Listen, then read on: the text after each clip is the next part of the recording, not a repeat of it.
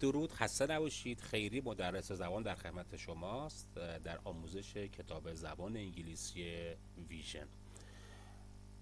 دکمه سابسکرایب رو بزنید تا آخر ویدیو همراه ما باشید. خوشتون اومد لایک کنید و نظرهاتون رو توی کامنت واسه ما بنویسید.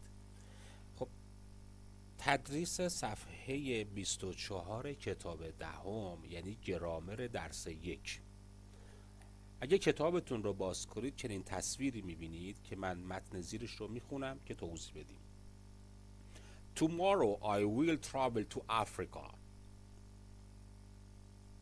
I will go to a hot and dry country.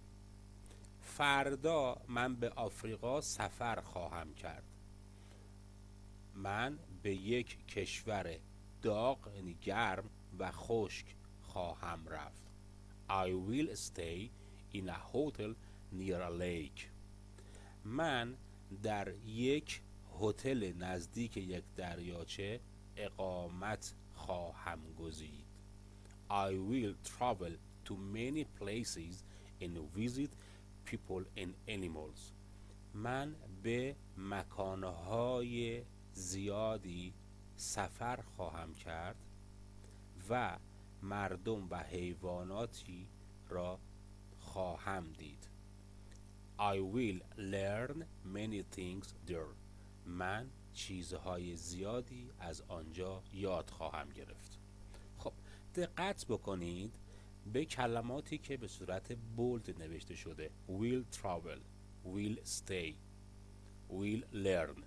وقتی ما یک چیزی رو بخوایم در آینده زمانی که هنوز نیومده بگیم اتفاق میفته، از ترکیب will استفاده میکنیم. پس مهم نیست I باشه، you باشه، he باشه، she, it, we و they، هیچ فرقی نمیکنه. خب، ما اگر بخوایم بگیم یک اتفاقی رو یا یک کاری رو یک نفر یا یک گروهی از افراد در آینده انجام خواهند داد، مثل travel میگیم will.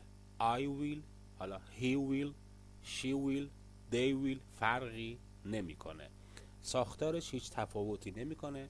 فقط تو زبان فارسی عادی خودمون ما از فعل خواهم استفاده نمی کنیم مگر در ادبیات کتابی مثل اخبار و یا یک لهجه‌ای هست در مرکز ایران به نام لهجه کاشان که اونا هم از این ساختار استفاده میکنن که اینجوری میگن من خواهم رفت، من خواهم خرید.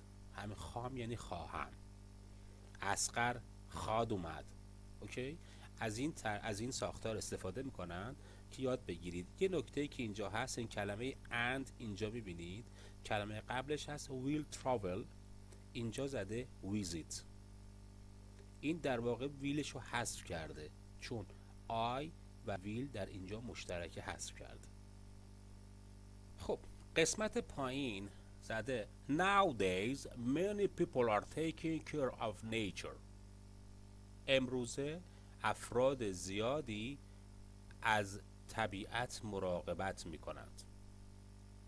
They pay more attention to our world. آنها به دنیا و جهانمان اهمیت می دهند یا مواظب هستند یا توجه می کنند. Hopefully، خوشبختانه، we won't lose any plants and animals and we will have enough food in the future. خوشبختانه we won't lose از دست نخواهیم داد هیچ گیاه و حیوانی را و ما غذای کافی در آینده خواهیم داشت. The animals won't lose their natural homes and they will live longer. حیوانات خونه های طبیعیشون رو از دست نخواهند داد و آنها بیشتر و طولانی تر زندگی خواهند کرد. In this way، از این طریق، از این رو، we will have a happy life. ما یک زندگی شادی خواهیم داشت. خب، دقت بکنید اینجا زده won't lose. ما همون ساختار ویلی که این بالا هست اگر بخوایم تبدیل به منفیش بکنیم دو مدل میتونیم بگیم. هم میتونیم بگیم I will not، I will travel سفر خواهم کرد، I will not travel یعنی سفر نخواهم کرد. هم به جای will not میتونیم بگیم won't. خب دقت کردین؟ پس هر دو مدلش رو میتونیم ما بگیم. برای آینده یکی از ساختارها ویله، اگه بخوایم منفیش بکنیم will به اضافه not میشه که میتونیم هم بگیم will not هم میتونیم بگیم won't. صفحه بعد همین توضیحات من رو کانفرم میکنه، یعنی تایید میکنه یا تثبیت میکنه. Read the following examples. مثالهای زیر رو بخونید. affirmative جمله مثبت، همون قبل که گفتم. حالا اول جمله هر یک از این افعال بیاد، اگه بخوایم زمان آینده به کار ببریم will واسه همشون میاد، بعدش حتما باید یک فعل بیاد.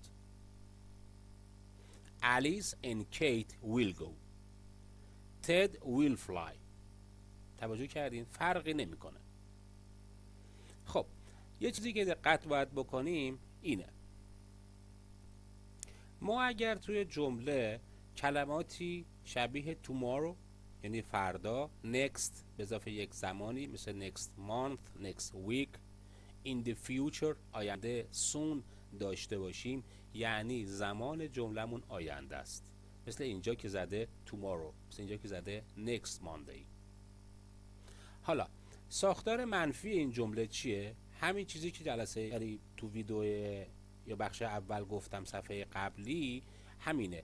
اگه بخوایم همین جملات بالا رو منفی بکنیم یا یک جمله منفی بگیم، همون بعد از will not میاریم که میتونیم کلا بگیم won't.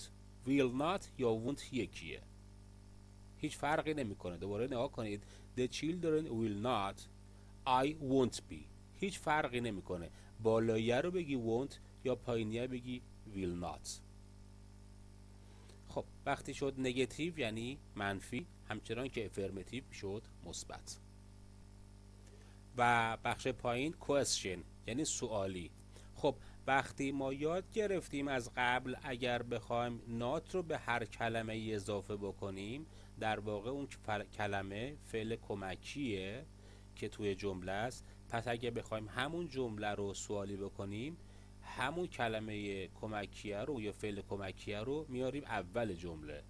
وقتی ما اینجا ویل رو داریم که میتونیم بهش نات اضافه بکنیم در منفی کردن، خب پس برای سوالی کردن همین جمله میتونیم ویل رو بیاریم اول جمله، مثل همینجا will you، will he، فرقی نمیکنه. اوکی؟ امیدوارم تا این بخش خوب یاد گرفته باشین تا ویدیو بعدی که ساختار بعدی آینده که ساختار بی گوینگ تو هست و واسهتون توضیح میدم. امیدوارم که تمرین بکنید، لذت ببرید. اگر خوشتون اومد به دوستانتون هم معرفی بکنید. لایک یادتون نره، کامنت یادتون نره. مواظب خودتون باشید. شب و روزگار خوش.